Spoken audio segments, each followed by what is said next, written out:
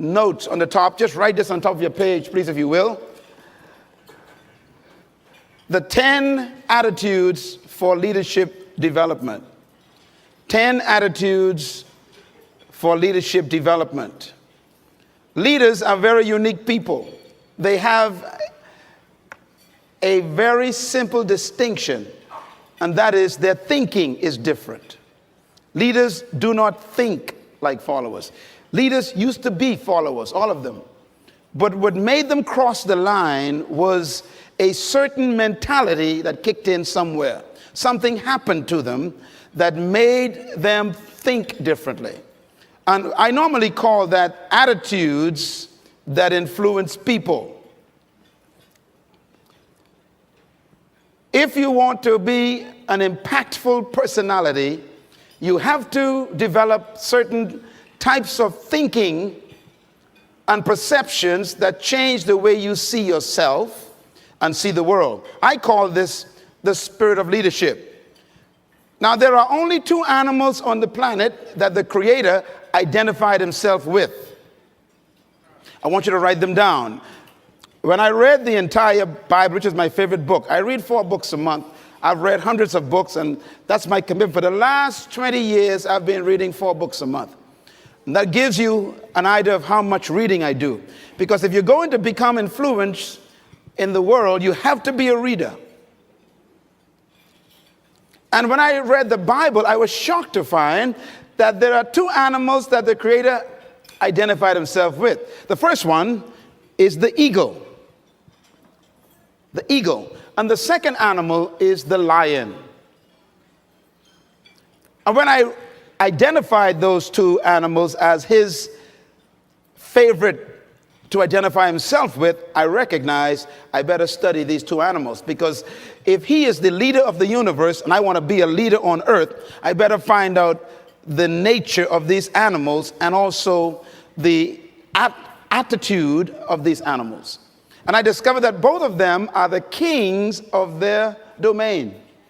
The eagle is the king of the bird kingdom, and the lion is the king of the animal kingdom. I don't, therefore, want to not understand them. Well, I want to talk about the lion today, even though I can do a session on the eagle, which is very important. But let's talk a little bit about the lion. The lion has what I call the spirit of leadership. And this word spirit here is referring to attitude. Everybody say attitude. A leader has an attitude that makes him or her different from followers. And the lion exhibits that attitude. We have to cultivate the same attitudes that the lion has, because the lion apparently has been given the same attitudes that God himself identifies with, and he put it in these creatures. And apparently you and I are supposed to be the king of the animal kingdom, the rulers of all animals. So obviously we have somewhere trapped on the inside these same potential attitudes. Now, the lion is the king of the jungle, but the lion to me is a great source of encouragement to all of us. I want you to write this down. Remember this as long as you live. Number 1, the lion is not the tallest animal in the jungle. Number 2, the lion is not the largest animal in the jungle. Number 3, the lion is not the heaviest animal in the jungle. Number 4, the lion is not the smartest animal or the most intelligent animal in the jungle. And yet, the lion is the king. Tell your neighbor there's hope for you. That's right, because you ain't tall, you ain't smart, you ain't intelligent, you ain't the biggest, but you could be the leader. The lion, therefore, cancels all of your excuses for not becoming a leader. You don't need to be intelligent. You don't need to be smart. You don't need to have a certain height. You don't need to have a certain weight. You don't need to have any kind of advantage. And yet you can be the leader. Now, what's the main thing that shocks me about the lion is that the lion is not larger than the giraffe, bigger than the elephant, or heavier than the hippo. The lion is an amazing creature. He's not as smart as the hyena or the snake. And yet, when he shows up, they all run away.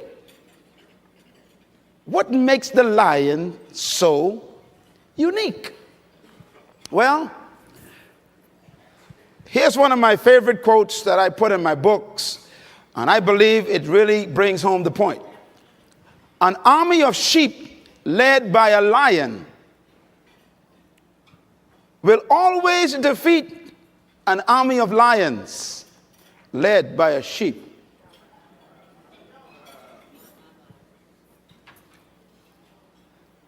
And the answers to that dilemma is this: because leadership can transform cowards into violent warriors.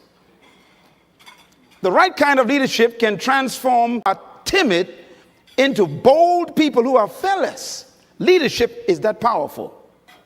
Leadership can walk into a camp of depressed people, and in 20 minutes they have turned on into unbelievable, powerful armies, because leadership determines everything.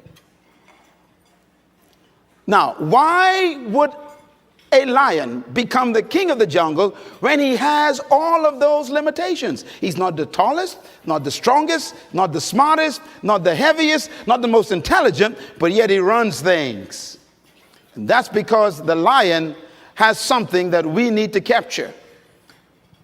The lion is the king of the jungle because of one word: attitude. Everybody say attitude. Write it down: attitude. The lion has a different attitude that makes every animal afraid of him. Now, we don't want to lead by fear, but it does take respect for you to become a leader.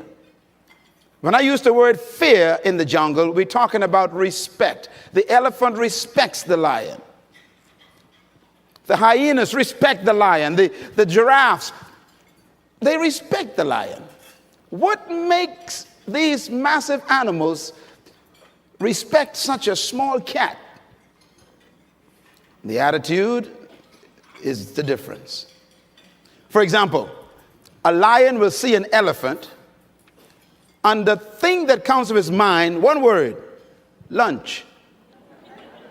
Now, the elephant is 10 times the size of the lion, probably 50 times heavier, and has more power. One stomp of his feet could destroy the lion. But when the lion sees the elephant, he doesn't look at size and weight and strength and power. He looks at lunch. I could eat this thing. And he acts the way he thinks. Say it. He acts the way. You see, the size is not the problem. The weight of the elephant is not his concern. What makes him act is the way he thinks. And because he thinks he can eat the elephant, he attacks him. Leadership attitude. Now, here's another amazing mystery. The elephant is larger, bigger, stronger, more powerful, heavier, and more intelligent. And yet, when the elephant sees the lion, one word comes to mind: eater. New word, write it down. Eater. In other words, the elephant is controlled by the way he thinks. He thinks that he is lunch. Therefore, his size, his weight, his power, his might, his authority is a victim of the way he thinks. It doesn't matter how big you are, how intelligent you are, how many degrees you get. It's your mind that keeps you small. And it doesn't matter how small you are, or how unintelligent you may seem to be, or how much you don't have. It's your mind that makes you the leader. Attitude. The attitude, therefore, is the difference. Write this down. The difference between a leader and a follower is attitude. Why? Because it is unique attitudes that distinguish leaders from followers. They think differently. And that's because Attitudes produce certain behaviors, and those behaviors stretch the leader beyond the limitations of the norm. In other words, it is the thinking of the person that makes them see circumstances differently. People ask me, how am I doing? My answer is, I have no problems. I haven't had a problem for the last 35 years. Why? Because nothing in my life is a problem. The word problem is a human definition of an opportunity to grow.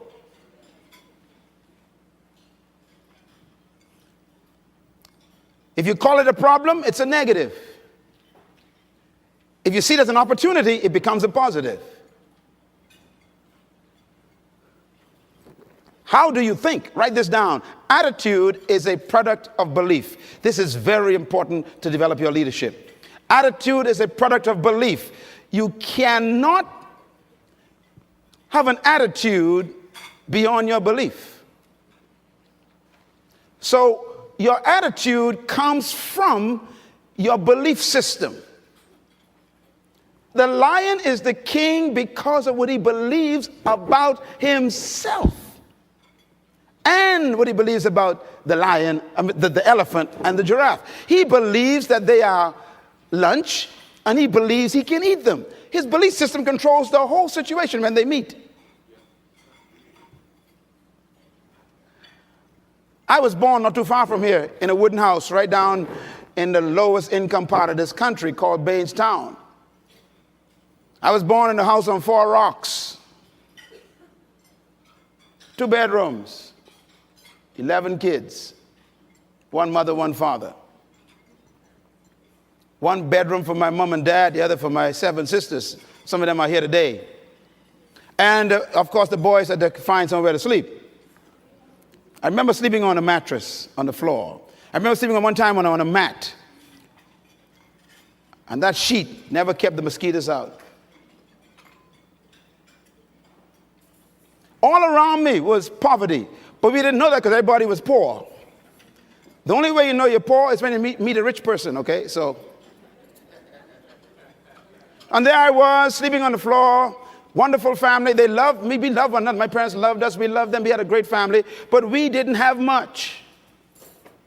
And every opportunity was around me to think negative. I was on the other side with alcoholics all over the place. And I remember, my mother and father would tell us things to fix our belief system. They would say, you can do anything you want to do, son. And they said that when I was sleeping on the floor. They were working on my belief system. And then they taught us the Bible. Now, I don't know about you and your belief about the Bible made me what I am today, so don't you talk bad about the Bible. And if you don't believe in the Bible, that's okay. I'm doing just fine, believe me. And the Bible helped me become what I am. But it was that book that checked my thinking, because I was born under colonialism where all my teachers were white and they called us half-breeds. I remember one time my teacher called me a half-breed monkey. He said, you cannot learn.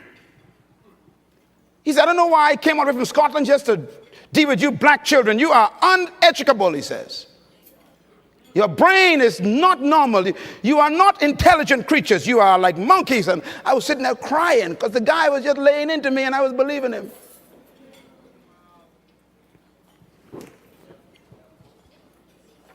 Working on my thinking. I almost believed him.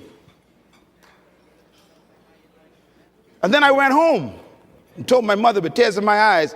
I had my book in a brown paper bag from the shopping market because we couldn't afford school bags.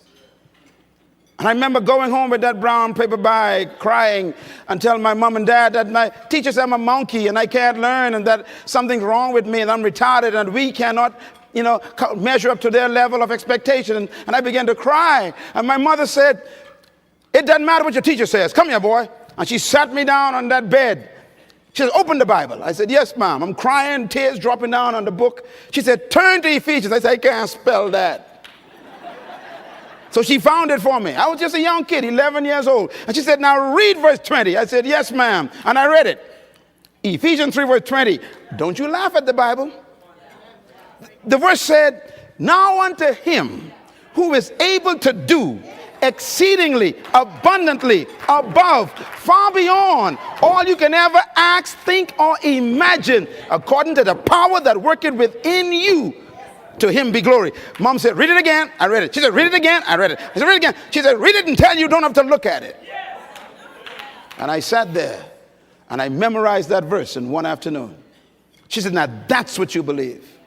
And I realized that the power of my future was not in the teacher. It was inside of me. And suddenly that day I became my own teacher. I really did. I didn't trust any more teachers anymore. I went from an F student to an A student in one semester because of my belief system. I graduated from that school. It was called Robinson Road School. It's now called CH3. It's right down the street. I graduated head boy. I used to be an F student and a half-breed monkey, remember? It was my what? Belief system. Write this down. No one can live beyond the limits of their belief. So if you want to live beyond what you're living now, you have to change your belief system. Leaders are born when you have the discovery of a new belief system. The secret to anyone rising is what happens in their belief system. And that's what this conference is about. Write this down, please. Your life is what you think it should be. That's exactly what you are right now. You are what you thought you should be. And if you don't like who you are, you got to change what you think you should be. That's how leaders are born. I'm going to move fast, so you better write fast. You see that picture there? I love this picture. That's what you need to do. This conference is the mother lion, and the little cub is you. And we're going to train you how to go get that elephant. Look at that kid looking. Look at him looking. Whatever mom looking at, he looking at what mom looking at. By the way, when the lions attack the elephant, the males never go. Only the females attack. Come on, ladies, give me a hand.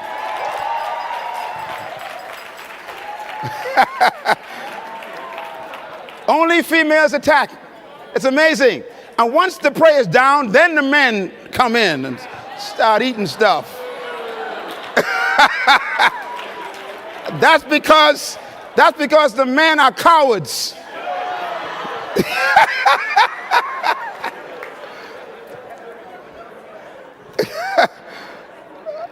No amount of training in leadership skills, no amount of leadership courses or management methods or titles, no amount of promotion or associations with rich people or smart people can ever substitute for the right attitude. No substitute for it. As a matter of fact, your leadership development is determined by, number one, your perception of who you are. Number two, by why you think you exist. And number three, these are very important, your sense of significance. I am giving you my secret to life right here. What brought me from the floor to flying my own jet is these simple statements here. You got to first change your perception of who you are. And that starts with a belief system. Secondly, you must change your perception of why you think you exist. And number three, your sense of significance. Once you discover, no matter where you are right now, it doesn't matter. I don't care what situation you're in now, where you're working, or what situation you're in. If you get these three things to come alive in this session, when I see you again, you'll have a story to tell me. Number one, your perception of who you are. You've got to change it. And most of our perceptions are other people's concepts of us, and therefore we don't have self-concept, we got other concept. What is your perception of who you are? And the second one, why do you think you exist? You got to discover that you were born for something, some reason. There's some purpose for your life. If you don't discover that, you'll always have a job, and we'll bury you in an average grave with an average tombstone. And you must develop a sense of significance in your life. Discover that you are important to the human race. You are important to the world. You are important to your universe. When I had to grapple with that question, it was tough. Because I've been taught by society, like you have, that you are just a social security number or some NIB number, or you're some just kind of a worker in the system. But that's not true. You were born to do something very significant in the world. And you have to get to the point where you believe that. Cultivating these attitudes are the key to becoming a leader. Now, when attitudes of leadership is married to the ability of leadership, then you become a leader. You can have potential, but if you don't have the belief, your potential becomes a victim of your present belief. Remember the elephant? The elephant has great power. But what makes him afraid of the lion is his belief system. So your mentality has to be equal to your ability for you to manifest leadership. You do have the ability, you were born with it to be a leader, but your mentality hasn't matched it yet. And that's why all of your capacity to lead is buried under your lack of belief that you can. Belief is so powerful, it can make an elephant act like a sheep in the presence of a lion. You know, normally people who are insecure, whenever they meet somebody who is confident, they always call the confident arrogant.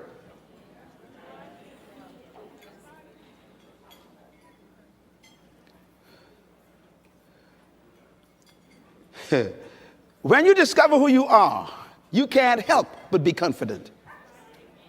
I don't pretend, I don't try to have confidence. If you try, that means you ain't got it. You're faking it. Confidence is a product of belief. What you believe about yourself determines the way you think about yourself, and the way you think about yourself is the way you behave. And you behave bold and confident and fearless because there's some things you discovered about you and about life that makes life change a perception. Put it another way, write this down. You can never fully carry out the mandate of leadership if you don't have the mentality of leadership. And that's what this session is about. It's about mentality. A matter of fact, integrating attitude and attributes and aptitude and altitude produces leadership. That's a lot of apps there. Write that down, please. Each one of them is a different experience for leaders. First of all, your attitude got to be right. Then you must marry that to attributes. That means gifts you were born with. Then you got to marry that to aptitude. That means now you got to educate and train those gifts. That's why you read and study and go to school, for your aptitude to be increased. And then your altitude means you got to change the level of associations you are in. You know, it's amazing. When you change your aptitude, you normally want to change your altitude. Leaders choose their friends based on their destination. And one of the keys to developing leadership is you have to appreciate the fact that no one is responsible for your life except you. I had to take charge of my life as a teenager. And at age 13, I discovered who I was. I became a problem to the whole family. My mom used to say to me, she'd say, "You are a different boy. You are a different child." But something happened to me at age 13. I discovered myself. Different was simply meaning you don't think like the rest of the kids. That's all it means. And remember, thinking is belief system being exposed. And therefore, I married my attitude and my attributes, and my aptitude changed, and I began to study for a different reason. And suddenly my altitude changed. I started attracting different types of friends. By the way, you know, an eagle, you see, the other animal that God identifies himself with. I studied eagles intensely. I got a whole series on eagles because you must study to understand life. And I discovered but eagles. They said eagles can fly up to 3 to 4 miles in the sky. That's almost high as some jet planes. And do you know that when an eagle is flying at top flight, they say that if an eagle meets another bird in top flight, it has to be another eagle. Because they're the only birds that can fly at that altitude. So, here's a thought to take back to work with you. If you keep running into pigeons,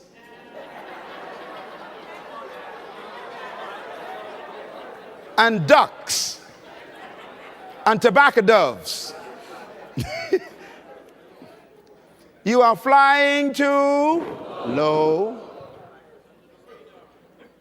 Do you know what a pigeon is? Eagles never flock. You only find them one at a time. So if you keep attracting a gang of people around you at work, everybody want to bring gossip to you, cackling ducks, you are in bad company. That's why I really want you to give yourself a big hand today, because to come here, you must be an eagle. You left the pigeons back at the office. Well, why are you going down there? Who do you think they are? They can't teach you nothing. Hey, that's a chicken talking. And they only fly when they're frightened. If you're going to be a leader, you got to be careful who you fly with. People who criticize got time for it. And that's why I ignore them. I ignore my critics because they got time for it. I'm too busy. I'm too busy succeeding. I'm giving them something to criticize.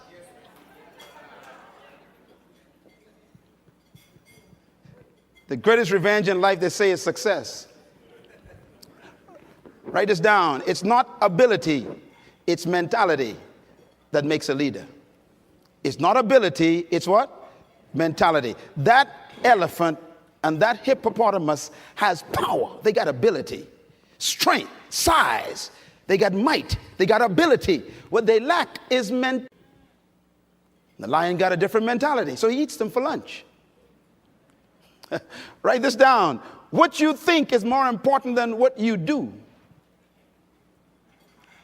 And so if you want to change, you got to work on this attitude bit. There's my conference people again. Working on this. Okay. Here's my philosophy. My philosophy and the philosophy of this association, the Third Association, is this: trapped in every follower is a hidden leader. Say that with me. Trapped in every follower is a hidden leader. Say it again. Say it loud. Raise the roof. Point at somebody and tell them right to the face. Come on, say it. Trapped in every follower is hidden leader. Say it one more time. Trapped in every follower is hidden leader. Therefore, the goal of true leadership is to release the hidden leader in the followers. If you are a true leader in your department or in your company supervisory position, if you are a true leader as a pastor or maybe as a manager in some company, your greatest example of leadership is production of leaders. True leaders do not maintain followers. They produce leaders. True leadership focuses on producing leaders, not followers. That picture again on that screen, that mother knows that that cub must become a leader. So look how early she's training him. Watching how to watch and study a prey moving across the prairie. Look at that, son. You see how that elephant moves? Right. You see how he swirls? Right. See how he swirls to the weight? Right. Study that. Why? That's going to be your lunch in a few months. In other words, a true leader begins to train people under their care immediately to take leadership. I put it to you that every one of us got a little leader hidden on the inside. That's you right there. Look at that. Isn't that cute?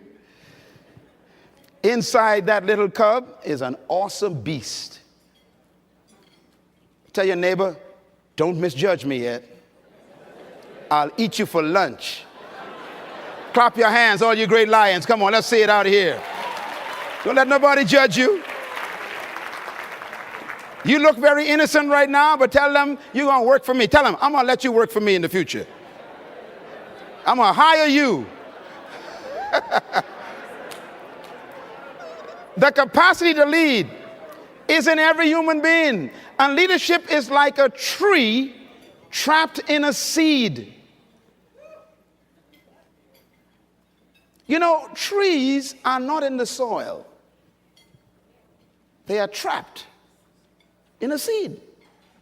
And every one of you that walked through that door today is a seed that was sent to the planet to produce a tree to serve the world your fruit. That's why you were born. And deep inside of you is a person no one knows yet. And what you've done so far is just initiation process. That's why no one should cancel you yet, because you ain't quite come out yet. As a matter of fact, when they see you, they're going to be glad they sat next to you. Come on, shake your hand right now. Tell them you're going to be glad you sat next to me one day.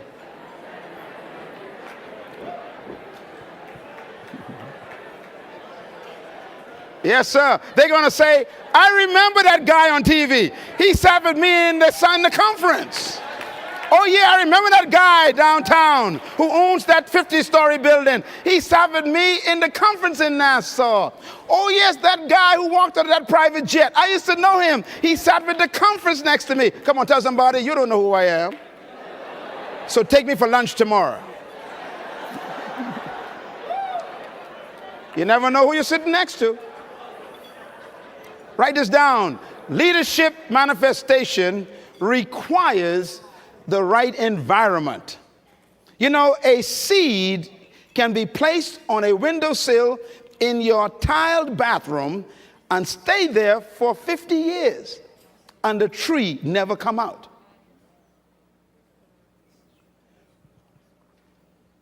Even though the seed has a tree and a forest in it, it is a victim of the environment. If you can just get that seed off that windowsill and put it in soil with a little bit of water, here comes the future. That's the way life is. You are no different from a seed. So coming to a summit like this and sitting among people like this is fertilizer. This whole week is a seed bed. It's soil for you to put yourself in. Matter of fact, when you leave here, imagine you got to prepare yourself. You got to go back to those rocky people in your job. Rocks. I say rocks. That's why you got to buy books from here and get these tapes from these great speakers and these CDs. Why? Because you want to keep fertilizer even when you're away from the conference. You got to keep fertilizer coming. You know, my car is a mobile seminar hall. I got stacks of CDs that I buy, you know, Les Brown and Tim Rebb and all the others, and I put them in my car. And when I'm driving, every time I sit in my car, I'm feeding my seed constantly. Even the music you listen to, got to be careful. It can be poison to your germination of your seed. The next time someone says they want to get to know you, ask them, are you fertilizer or rock? There are some folks in your life right now who are very toxic. They will pollute your seed. You'll never come out. Have you noticed that people who ain't going nowhere want you to go with them? Folks who ain't doing nothing in life want you to do it with them. This is why you got to break away from your best friend sometime to become better. You outgrow people, so know when to leave. If they keep asking you questions, it's time to go. Be with people who you can ask questions. That's how you grow. Write this down, very important. True attitude is manifested in attitude. And what I mean by that is when you discover leadership, it comes out in your attitude. An attitude must be a product of your belief system. Everybody in here have attitude. Everybody. What's about the leadership attitude? There are two types of concepts that I wrote in my book on the spirit of leadership that I try, hopefully people understand it. The first one is the leadership spirit and the spirit of leadership. Two different concepts. The leadership spirit is what you were born with. It's like the elephant being born with natural strength. Every human being in this place was born with the leadership spirit. You were born to be a leader. However, for that spirit to ignite, you must have the spirit of leadership added to it. And that's the mentality. So leadership spirit is inherent in every human being, but the spirit of leadership must be ignited from belief system. Your ability, you never receive it, you came with it. But your ability that you were born with is trapped by the mentality that they gave you from your culture. This is why to be great, you got to divorce yourself from your traditions and your culture. Because convention makes no room for creativity. It doesn't allow you to believe beyond the norm. Matter of fact, they want you to fit in, not stand out. So society is all worked out, it's all designed for you to behave yourself. You know, I was sharing this when I was in South Africa 2 weeks ago I was in Germany one time, driving on the Autobahn, and my host was driving me. You know, for the first time, I went on an Autobahn. An Autobahn is a road in Germany that has no speed limit. Can you imagine that, Bahamians? I know some of you all pray for that to come to the Bahamas, but we ain't long enough for it here in Nassau. So in Europe, they got these big roads called Autobahns. And the Autobahn is unlimited speed, no signs on it, no police ever is on that place. And you can drive as fast as you possibly can, as much as you want. I had never seen one before. So this guy had this beautiful black Mercedes, pick me up. We go into another town. We go into Wilhelmshaven up north. And I went there to speak. And we drove from the town we were in. And this guy came off the side road up on the Autobahn, and we took off. And this car took off. And it just went 90, 100, 150, 170. And I'm sitting there just getting... Man, I was like, this is crazy. I love it. So he looked at me. He says, is something wrong? I said, 180. He said, so? I said, no. It was my convention kicking in. Even when I was free to go as fast as I could, my training was saying no. So he did something interesting. He says, at the next rest stop, I'm going to pull over, and I want you to drive. I say, yes, sir. Dreaming of this all my life. He pulled in there. He switched seats with me. Man, listen, I was like a little boy again. I pulled on that Autobahn and hit that accelerator, and I'm flying. 100, woo, 110, hey, 120, 125. All of a sudden, my fear kicks in. I better stay at 125. All of a sudden, I heard, something pass me. He said, the guy laughed. He says, you're standing still. So my pride got a hold of me. I said, I'm a Bahamian, man. No one beats a Bahamian. I'm going to catch him. And I took off, man, 125, 150, 180. I saw the guy coming closer and closer. And 190, I was right next to the guy. And I'm going, and I passed him. 200 kilometers per hour. That time I'm laughing, yes, I got it, man. I'm ahead of the whole pack. 10 minutes later, a guy passed me, shoo! I said, not again.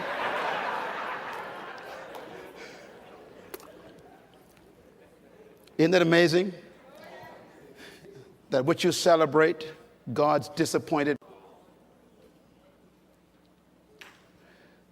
All your trophies in your office is your greatest enemy. Write this down. The greatest enemy of progress is your last success. The minute you become so impressed by what you're doing, someone passes you in life. I learned a lesson that day. The car I was in had 300 on the speedometer, 300 kilometers on the speedometer. And at 180, I was proud of myself. And someone passed me at 205. And then my host said to me, "What are you afraid of?" I said, "I don't know." We got to the city. I was confused all night after that. I kept asking myself a question: why didn't I go all the way? And the answer I got was simple: you're trained to limit yourself. Isn't it amazing that you buy a car that can travel 150 miles per hour, 180 miles per hour, and then the same country that sells the car to you puts up a sign, 50.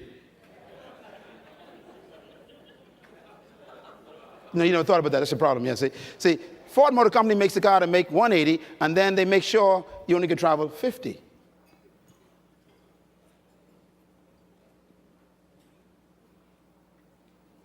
Society is designed to make sure you never become a leader. And that's why for you to become a leader in your workplace, you're going to have to break away from the traditions.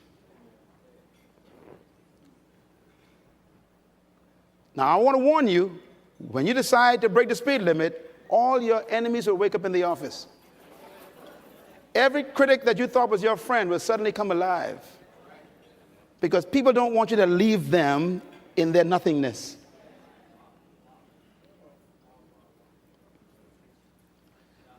You can't lead from behind. I never forget, one day I was up in South Dakota speaking at a church. Big meeting in the middle of this field where all these farms are. And they took me into town. I'd never seen so many, milk farms. And I saw a whole herd of cows, going down the side of the road on a field. And I noticed that there was no one leading, just kind of a bunch of cows, cows just kind of walking. And they were all behind each, the ones behind. And I realized that the guys behind, all they saw was hips. Anyhow, y'all are slow. See, what a way to live life, just seeing somebody's rump.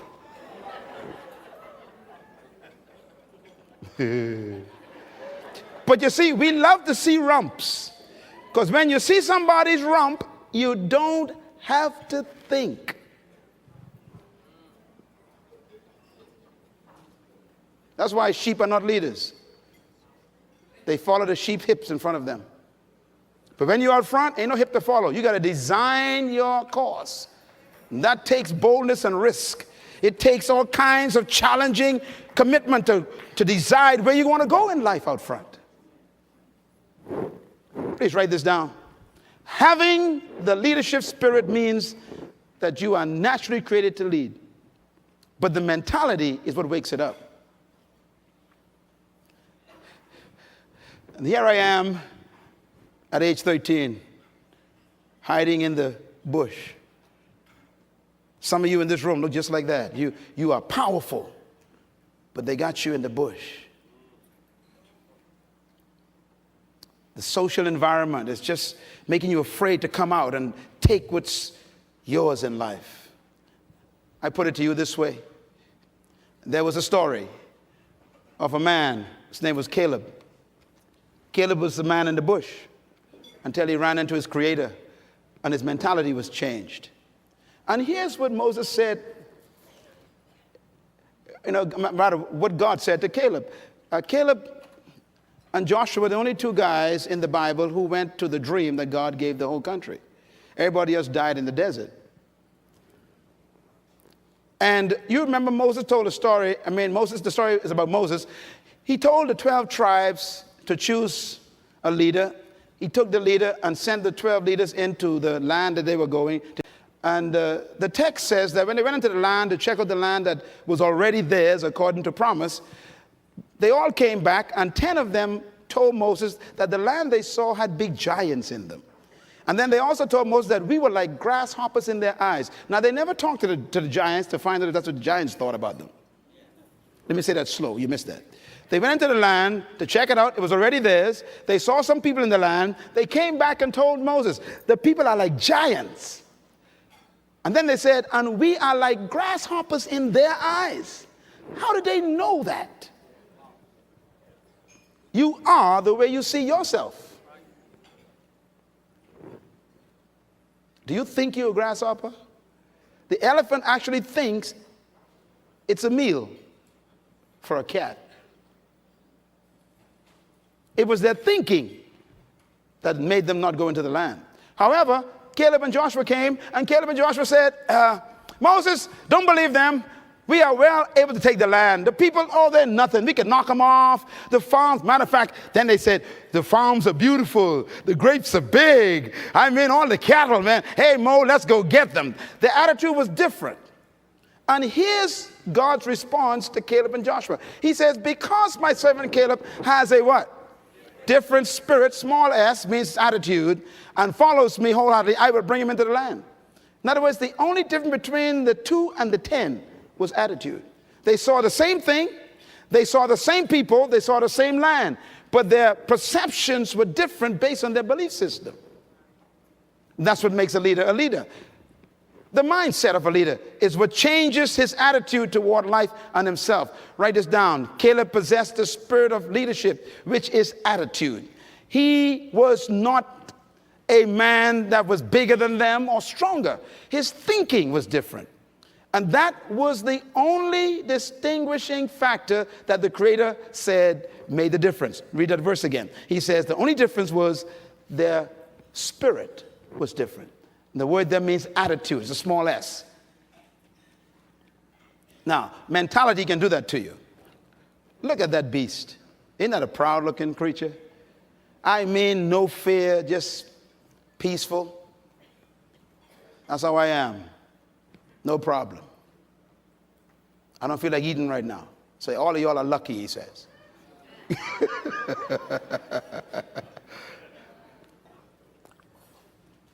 The spirit of leadership refers to attitudes, mentality, and mindset. And it is required for leadership. Therefore, without the spirit of leadership, the leadership spirit remains dormant. And this is a very important point as we bring this wonderful day to a close. The spirit of leadership is necessary for the leadership spirit to come forth. And that's been the key to all great leaders. And sometimes that spirit comes forth under pressure. Many leaders in history are products of circumstances that force them to think differently. That's what makes them emerge as leaders. So having the spirit of leadership means that you understand and demonstrate the mindset of a leader. All right, let me quickly, forgive me for moving so fast because I got a lot to finish here. I want you to write this list down as quickly as you possibly can. I got too much stuff for you, all right? I know. I'm loaded, man. I'm loaded. Okay. The spirit of leadership is a mindset. It dictates your motivation. It is revealed in your response to your environment. The spirit of leadership is a perception of yourself and the world. How do you see the world? The spirit of leadership is your convictions that regulate your thoughts about yourself and people. The spirit of leadership is your personal, private philosophy of life. How you think about life and yourself. The spirit of leadership is your thoughts about oneself and one's environment. Please buy this CD and put it in your car on the highway. The spirit of leadership is your thoughts about yourself and the environment. It is your belief system which controls your behavior. The spirit of leadership is the source of your action, which determines the response and how you interpret the world. This is very important. I see the world differently from most people because of my belief system, which becomes my attitude creator. So I don't panic over nothing. I don't panic. Panic is a product of a certain belief system. If my house burns down today, well, I guess I got to build a bigger one. I always wanted to get rid of this house anyhow. Thank you, fire. Your attitude is determined by your belief system. This last one on the bottom. The spirit of leadership is the source of your actions which determine the response of how you interpret life. And therefore, it is your mental conditioning. Your mental conditioning. Spirit of leadership is your mental conditioning. And this entire summit every year is designed to work on your mental conditioning, to give you a different way of thinking every year. You change more and more so that your life changes. There are so many testimonies in this room. Folks been coming here for 20 years. And they went from zero, impacting millions of people today, and they're back every year still. Why? Because they know that it doesn't just happen by luck. Success keeps the right company all the time. All the time. All right, let me give you another list. Write this down. You have to nurture yourself so that you can produce the right attitudes. And nurture means to feed yourself the right information. We are what we think, and we become what we continue to think. And this is why I constantly monitor my thinking processes. But every time I have a chance, I have a book in the bathroom, a book in my briefcase, I got a book in the office, I got a book by the toilet. So wherever I am, I'm working on a chapter somewhere. Because I got to get through these 4 books every month. I love my wife. She reads a lot. She reads more than me. And our house is full of books. Our kids, we never tell them read. They watch us read all the time. If you want your kids to value books, you should value them. You tell your kids, go read the book, go read your homework, and then you watch TV. They're confused. Everybody say values. Say it loud. Your kids will value what you value. If you value TV, they're going to hate books. If they watch you always reading books, they're going to turn the TV off, because whatever mom and dad values and mom and dad are doing well, that must be what we should do too. So our kids fell in love with books. My house is full of books. I'm beginning to run out of house. Because you become what you think. You cannot rise above the plane of your mental conditioning. So I got to constantly keep feeding my mentality. I have to work on it so I can work up my altitude of mentality. To change your life, you must change your mind. And this is why the heart of leadership is working on the way a person thinks. Now, pardon me. Here's the most important thing to write down. Hey, trust me with this one. Write this one down, okay? 7 principles of true leadership. Number 1, true leadership is inherent in the human spirit. You have to believe that first. Every human being possesses the capacity to be a leader. Whether they die as a follower is a choice. Number 2, true leadership cannot be taught. It must be discovered. This is why going to any leadership course or any leadership school doesn't produce leaders.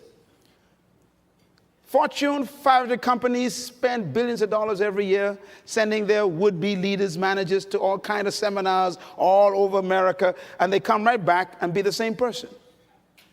Because leadership cannot be taught, really. It must be discovered on the inside. Number 3, true leadership is self-discovery. And number 4, true leadership is serving your gift to the world. Everyone in this room was born with a specific gift. Some of you got 2 of them. Don't try and develop all of your gifts. Focus on one. Make it your primary gift. And then refine it. And then serve it to the world. The key to leadership is service. But it doesn't mean servitude, as making yourself of less value. You serve because you have value. It is your gift that makes you valuable, and serving it is your responsibility. And the better you serve your gift, the greater leadership you achieve. That's why Jesus said, the greatest among you is the one who serves everybody. The greatest is the one who serves. The greatest is the one who serves. So whoever can serve that gift more effectively, they become the greatest in the group.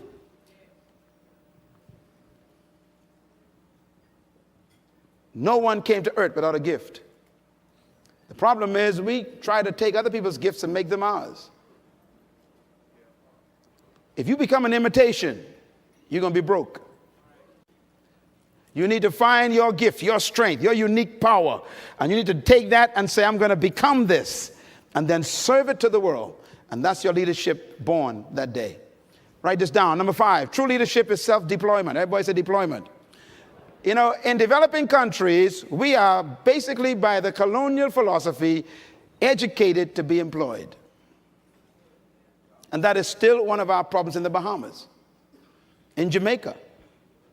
In Barbados, it's heavy there. Trinidad, St. Lucia, St. Thomas, St. Kitts, Grenada, we're suffering from this problem. All over Africa, South America, same problem. Venezuela, just came from there a couple months ago. Same spirit there. Argentina, went down there, same spirit there in Argentina. I mean, we're all suffering from this mentality of the colonial spirit. And you folks from America who were part of the slave experience, you have the same mentality, still fighting with it. In other words, we've all been taught to be employed, not deployed.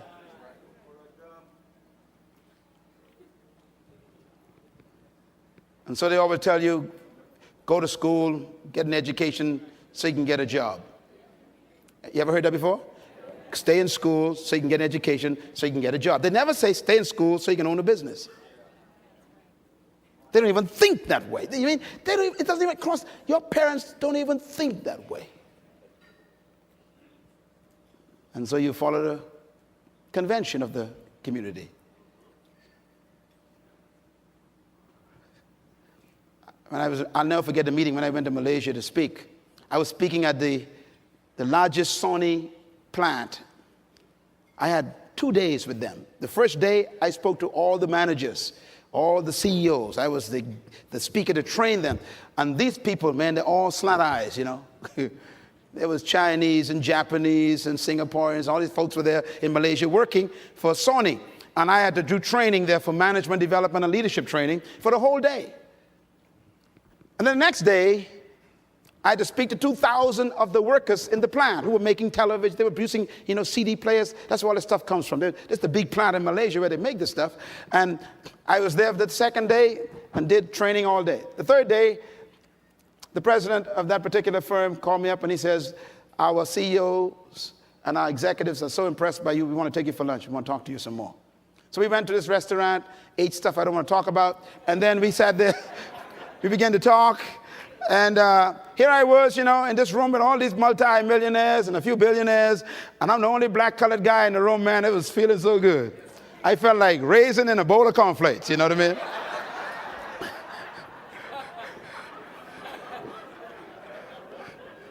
And they were picking my brain, man. They were taking notes, asking me questions, keep writing stuff, and all of a sudden it hit me, wait a minute. All these guys are millionaires, man. I ain't got no $1 million yet. I got it now, but I ain't got no $1 million yet.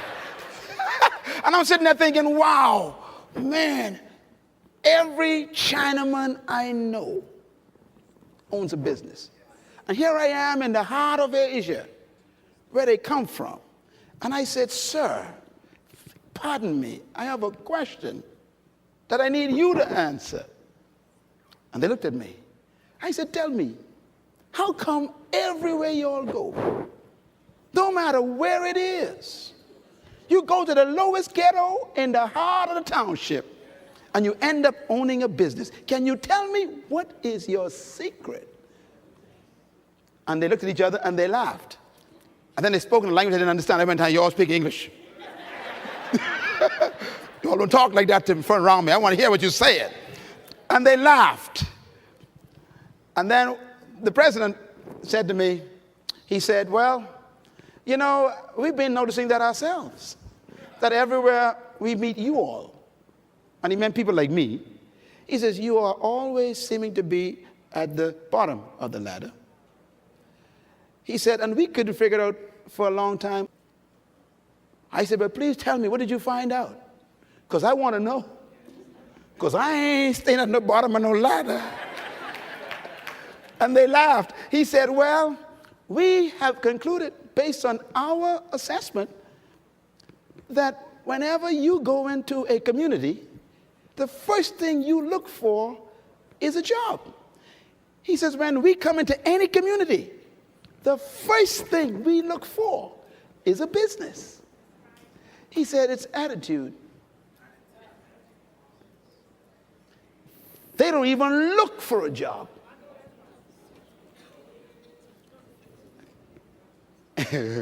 Any Chinese working for you?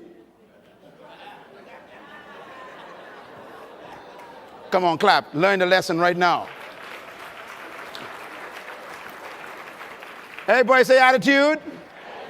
Attitude. They don't even think about employment. They think deployment.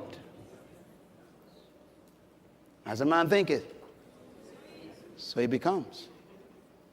So here we were in Bangetown, in the ghetto of the island. And on Augusta Street, a street right across where we live, was this Chinaman in the heart of the poorest part of the island. And we buying from him. And I'm like, what are you doing here? Mentality. Tell your neighbor, deploy yourself. Let me say this to you. So I said to the guy, I said, excuse me, so when you go into a town or any country, so what do you do until you get a business? He says, any employment we have is always temporary. We only want enough money to start a business, that's all.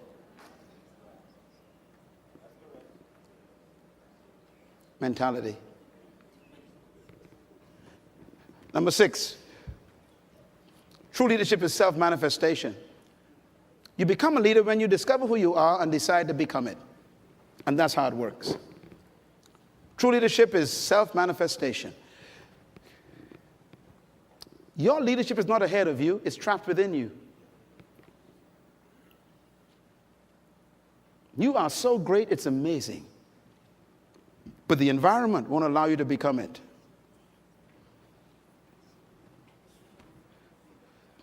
You know, one of the smartest men I know in my life is this man right here, Dr. Jerry Hunter. Smart, intelligent, have so many wonderful gifts. And I made a commitment to him last year. I said, you know, the next few years, we're going to work together. I'm going to get stuff out of you. I'm going to get books out of you. I got to get some stuff out of you. Because you have so much to give to the world. Sometimes our past could hold us back. Mentality, just don't allow you to step out and take a risk. What you're doing now, it's not what you could do. Whatever you're impressed with, God's disappointed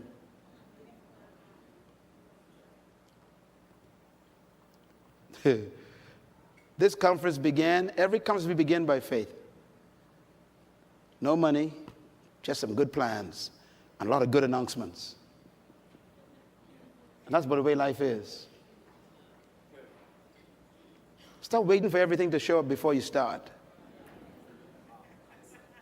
Every leader, I tell you the truth, every leader ain't know what they doing. Me included. We don't know what we're doing. We just say, I got this idea, I'm going to go for it. And for heaven's sake, believe me, we ain't got no money. What I mean is for our projects. Because you are not a leader unless you're doing something you cannot pay for. Let me try it again. You missed that, Gandhi. I say you're not a leader unless you are doing something you cannot pay for. Leadership demands that you got to take risks. After all, you out front.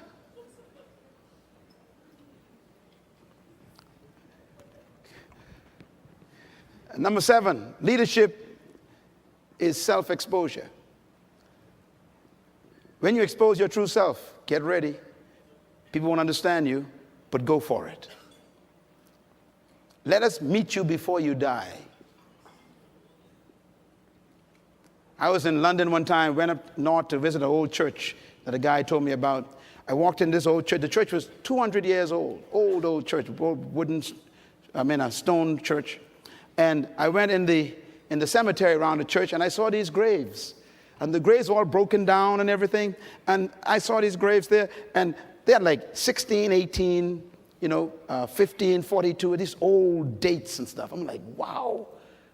And I'm standing there by myself in this graveyard, hundreds of years old. I'm looking at this thing. And I heard a voice. And the voice said, do you see those graves? Most of those people never lived on earth. I thought, what is that? I don't understand the statement. And the voice came back again. It says, most of the people you see here, they never showed up on earth. I went back to my hotel room in London. That night I was disturbed by that statement all night. I couldn't figure, what does that mean? Until the light came on. Oh, that means who they really were never showed up. Can I suggest, let us meet you before you die, please? Not the one the culture made. Not the one society produced. The one that's on the inside that we have yet to meet. The true self. This is why I keep telling people you got to die empty. The keys to leadership are built on some confusion. I want to give you these, what I call the 5 questions of life that you have to answer to become a leader. Number 1, who am I? Number 2, where am I from? Number 3, why am I here? Number 4, what can I do? And number 5, where am I going? These are the most important questions in life, and until you answer them, you will always be a follower. Who am I has to do with identity. You got to discover who you are, apart from 6.7 billion people. Number 2, where am I from has to do with your heritage. And I'm not talking about your ethnicity, because your ethnic heritage is so confusing. Don't try to find yourself by going back in your ethnicity. You'll never find out where you're from. Why am I here is a question of purpose. You got to discover why you were sent to the planet. Where am I going is a question of destiny. And what can I do is a question of potential. And therefore, when you discover these answers, you've discovered your leadership. I know who I am. I didn't always, but I found out who I was. And secondly, I know where I came from. And I didn't come from the Bahamas. I didn't come from Africa. Because both of them are limiting. All cultures limit you. I had to come from something greater. I remember an intriguing thing I found in the Bible that impressed me. My greatest mentor in history in my life is Jesus Christ. And one time they asked him, where are you from? You know what his answer was? He didn't say I came from Bethlehem, grew up in Nazareth, and had friends in Capernaum. Matter of fact, he never said he was a Jew. He never said he was a Jew. His answer was, I came down from heaven. They said, no. We know your mother. She's Mary, and your daddy Joe. He says, no, I came down from heaven. He refused to have his heritage limited to earth. And so am I. Because you can only be where you came from. You can only do where you came from.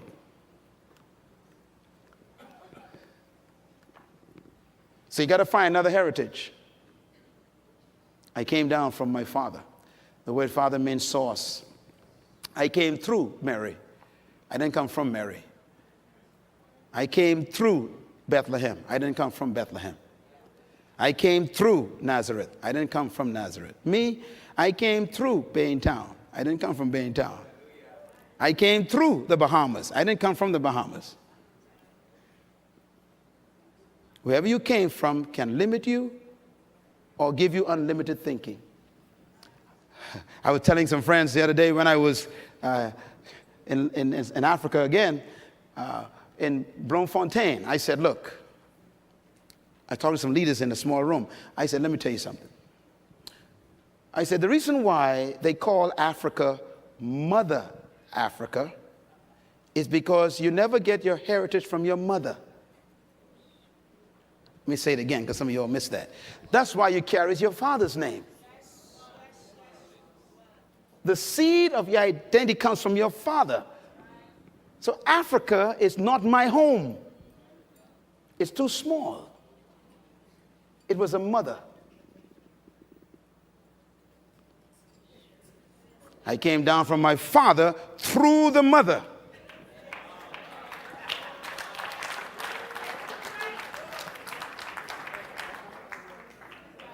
That makes me limitless. I'm just like my daddy. All things are possible with my father.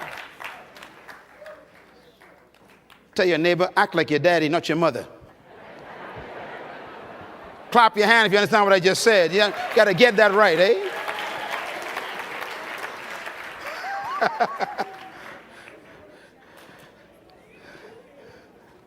All right, let me wrap this up with some thoughts here. True leadership is not a method nor a technique. True leadership is an attitude. And your attitude comes alive when you become aware of. Again, that has to do with your source again, where you came from. When I discovered that I came out of God, not out of the Bahamas, suddenly the Bahamas became too small for me. So today, we have effects in 90 countries right from this island, because the mentality that was developed here goes beyond this entire region.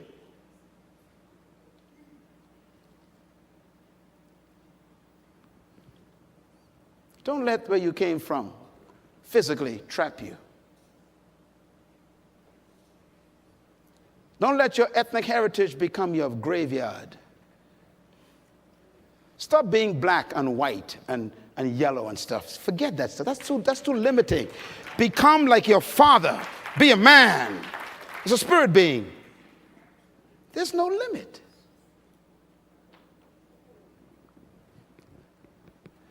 Beliefs and convictions of a leader regulates the nature of their leadership, and therefore the source of beliefs is the perception of your truth. What is truth to you determines what you do with your life. Whatever you think is truth, that's how you're going to live. That's why it's important to keep getting information, coming to meetings like this and seminars and all kinds of great opportunities. You know, tonight going to be a session that's going to be awesome. Matter of fact, the teacher is one of the guys whose tapes I listen to, you know, because his thinking stretches mine. I keep coming to people who make me think. Because my belief system should always be open-ended. Everything you know is not all there is to know.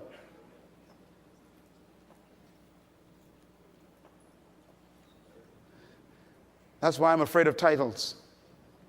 Because titles can stop you from learning.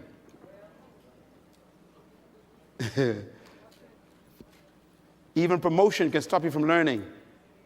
The minute you give somebody a title like manager, they stop reading.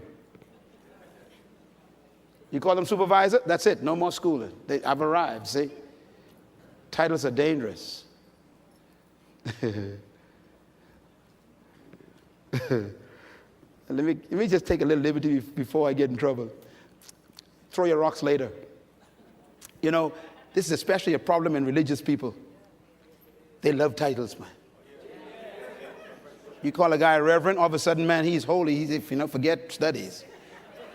I know God now. And for heaven's sake, don't ever give him the word bishop. That's it. That's it. It's over now. My God, you know, no more study, no nothing.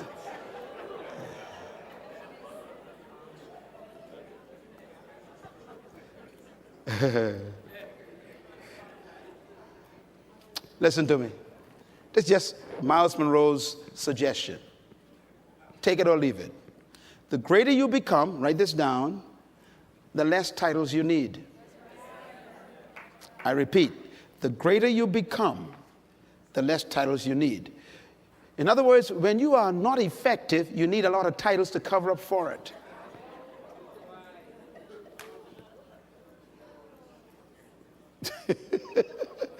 Let me give you an example of great people. The goal in life, write this down, is to only be reduced to your first name.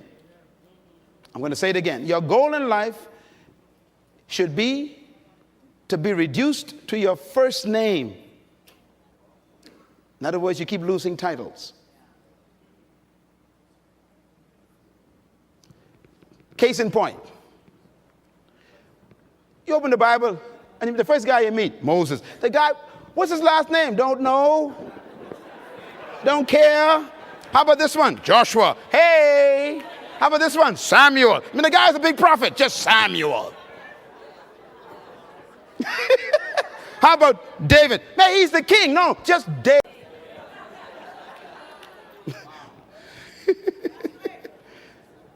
And you want 10 titles and ain't done nothing yet. How about this one? Obadiah. Just Jonah. How about Micah?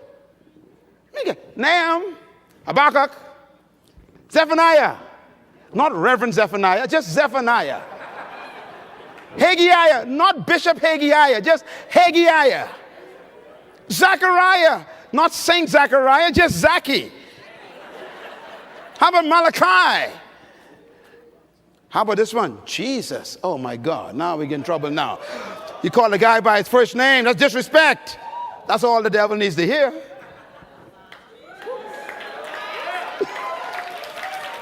You know, even the devil knows famous people who are effective. Like Paul I know and Peter I know, but you got too many titles, he says. Come on.